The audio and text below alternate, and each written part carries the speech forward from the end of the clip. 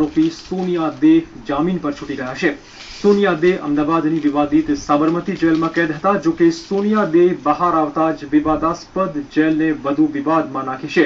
સોનિયા દે સાબરમતી જેલની બહાર આવીને જેલમાં ચાલતી પ્રવૃત્તિનો અને જૂથ અથડામણનો તથા પોલીસ દ્વારા કેદીઓ પર થતા અત્યાચારનો ખુલાસો કર્યો છે। જેલના સુપ્રિન્ટેન્ડન્ટનું એટલું કેદીઓ પર ત્રાસ છે કે જેલના સુપ્રિન્ટેન્ડન્ટે કેદીઓને અંદર એટલા માર્યા છે કે કેદીઓ બહાર નહીં નીકળી શકતા।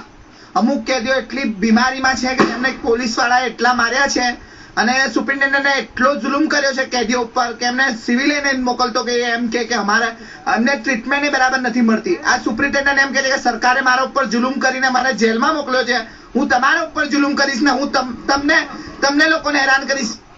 અમદાવાદ લાઈવમાં હગલેશ નાનકડો વિરામ।